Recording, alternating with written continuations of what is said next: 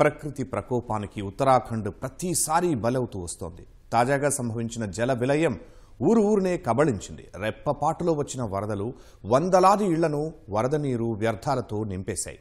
వరదల్లో గ్రామానికి గ్రామం భూస్థాపితం కాగా 50 మందికి పైగా గల్లంతయ్యారు. కీర్గంగా నది ఉప్పొంగి పక్కనే ఉన్న గ్రామాలను ముంచెత్తగా అనేక ఇళ్లు శిథిలమయ్యాయి. ఏం జరుగుతుందో తెలుసుకునే లోపే అనేక మంది ప్రాణాలు కోల్పోయారు. కాగా కొండ ప్రాంతం నుంచి ఆకస్మికంగా వచ్చే వరదలు ప్రతిసారి ప్రాణాలను హరిస్తూనే ఉన్నాయి. దేవభూమిగా భావించే ఉత్తరాఖండ్లో తరచూ వరదలు ఎందుకు సంభవిస్తాయి? ఉత్తరకాశీలో ఉప్పొంగిన వరదలకు కారణాలేంటి? అక్కడి భౌగోళిక పరిస్థితులే కారణమా?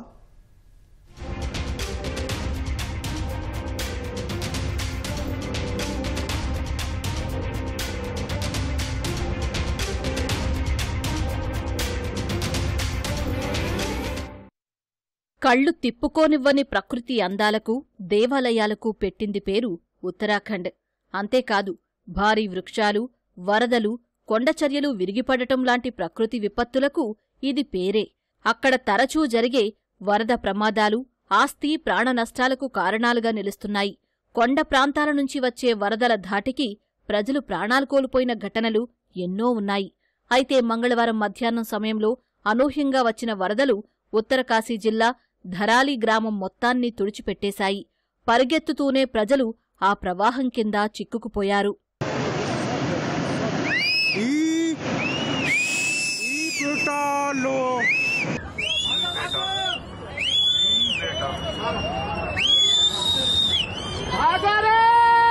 చూశారుగా వరదలు ఎంత వేగంగా వచ్చాయో.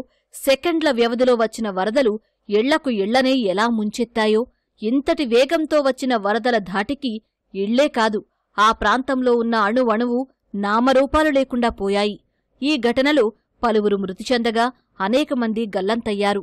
20 నుంచి 25 హోటళ్లు, నివాసాలు కొట్టుకుపోయి ఉండొచ్చని స్థానికులు పేర్కొంటున్నారు. ఇళ్లు పైకప్పు వరకు బురదలో చిక్కుకుపోయాయి.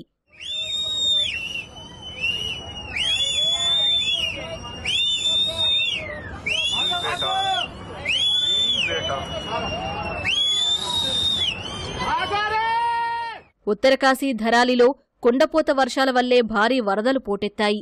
కుంభవృష్టి కారణంగా ఎగువ ప్రాంతమైన ఖీర్గఢ్ నుంచి మెరుపు వరదలు సంభవించినట్లు సమాచారం. ఎగువ ప్రాంతం నుంచి వచ్చిన వరదలకు కొండచర్యలు తోడవగా పదుల సంఖ్యలో ఇళ్లు కొట్టుకుపోయాయి. వరదల ధాటికి కొండచర్యలు విరిగిపడగా ధరాలి గ్రామంలోని పదుల సంఖ్యలో ఇళ్లు పేకమేడల్లా కూలిపోయాయి. కొండపైనుంచి దూసుకొచ్చిన వరద, మట్టిచర్యల దెబ్బకు గ్రామం రూపురేఖలు మారిపోయాయి. వరద రాకను గమనించిన ప్రజలు ప్రాణభయంతో పరుగులు పెట్టారు. అయినప్పటికీ వెల్లువలా ముంచెత్తిన మృత్యు వరద అనేక మందిని అమాంతం కబళించివేసింది. కొన్ని కార్లు సైతం వరదలో కొట్టుకుపోయాయి. వాస్తవానికి ధరాలి ప్రకృతి ఒడిలో ప్రశాంతంగా ఉండే ప్రాంతం. ఇప్పుడు అక్కడా సముద్రం విరుచుకుపడిందా అన్న స్థాయిలో వరద విలయం సృష్టించింది. వెల్లువలా వచ్చిన వరద నీరు అక్కడున్న మట్టి కలిసి భారీ ఎత్తున బురద వరద ధరాలిని కప్పేసింది. ఫలితంగా ఆ ప్రదేశం మరుభూమిని తలపిస్తోంది.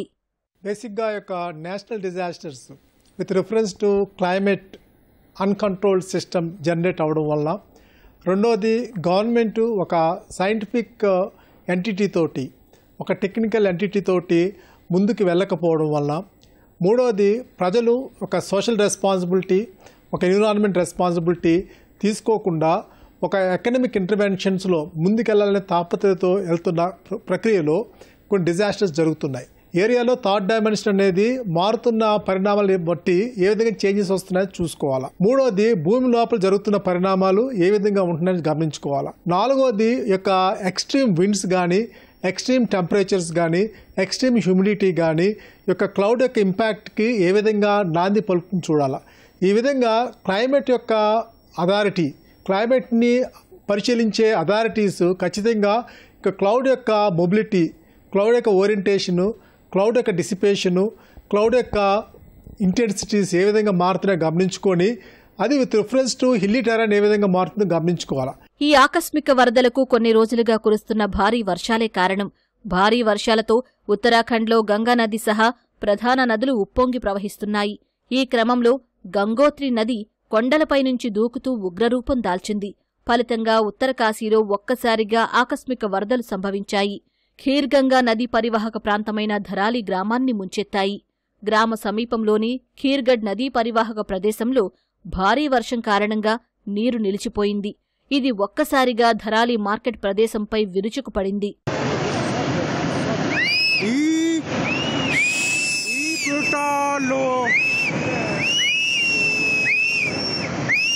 ఆకస్మిక వరదలు సంభవించిన ధరాలి గ్రామంలో ఎన్డీఆర్ఎఫ్, ఎస్డీఆర్ఎఫ్, ఐటీబీపీ, సైన్యం సహాయక చర్యలు చేపట్టాయి. ఇదిలా ఉంటే దేవభూమి ఉత్తరాఖండ్ను కొన్ని రోజులుగా వర్షాలు ముంచెత్తుతున్నాయి. నదులన్నీ ప్రమాదకర స్థాయిని దాటి ప్రవహిస్తున్నాయి. పలుచోట్ల కొండచర్యలు విరిగిపడ్డాయి. ఇళ్లు కూలిపోయాయి. వర్షం కారణంగా కేదార్నాథ్లో ఇటీవలే 10 మంది ప్రాణాలు కోల్పోయారు. దెహ్రాదూన్, హల్ద్వానీ, చమోలీ జిల్లాల్లో 4 గల్లంతయ్యారు. దెహ్రాదూన్లో పరిస్థితులు భయానకంగా మారాయి.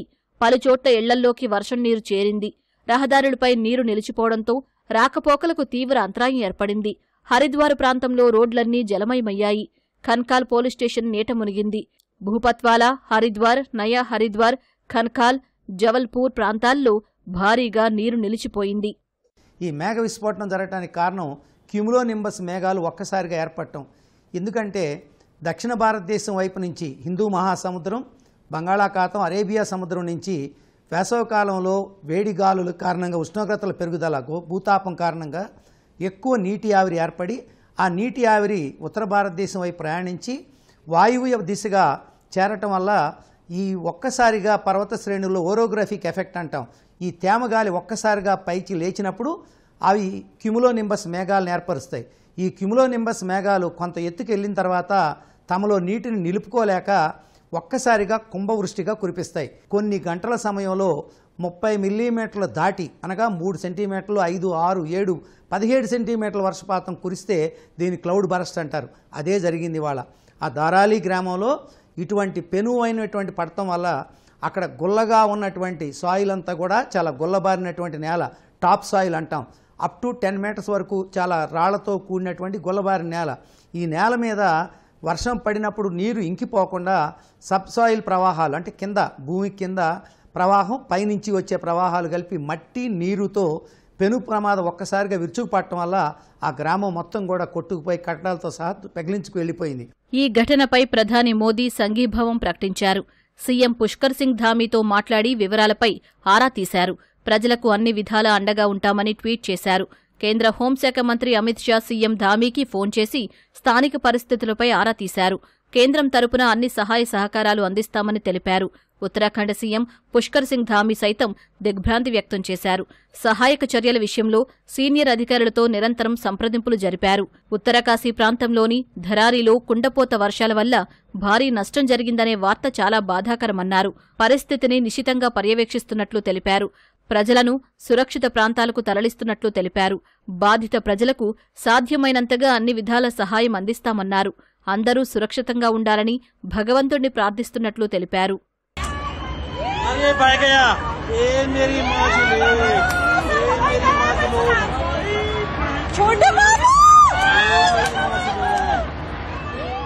క్లౌడ్ బరస్ట్గా వచ్చిన భారీ వర్షాలు ధరాలి ప్రాంతం కొట్టుకుపోయేందుకు కారణమయ్యాయి. అతి తక్కువ సమయంలో అత్యంత తీవ్రమైన వర్షపాతం నమోదు కావడాన్ని క్లౌడ్ బరస్ట్ అంటారు. ముఖ్యంగా గంటలోపు 20 నుంచి 30 కిలోమీటర్ల పరిధిలో 10 సెంటీమీటర్లకు పైగా వర్షం కురిస్తే దానిని క్లౌడ్ బరస్ట్గా పేర్కొంటున్నారు. ఇక 5 సెంటీమీటర్ల కంటే తక్కువ ఉంటే వాటిని మినీ క్లౌడ్ బరస్ట్గా పేర్కొంటాం. ఇటువంటి వర్షాలు సాధారణంగా పర్వతాలు, కొండ ప్రదేశాల్లో కురుస్తూ ఉంటాయి. ముఖ్యంగా హిమాలయాల్లో తరచూ వీటిని చూడొచ్చని పర్యావరణవేత్తలు చెబుతున్నారు.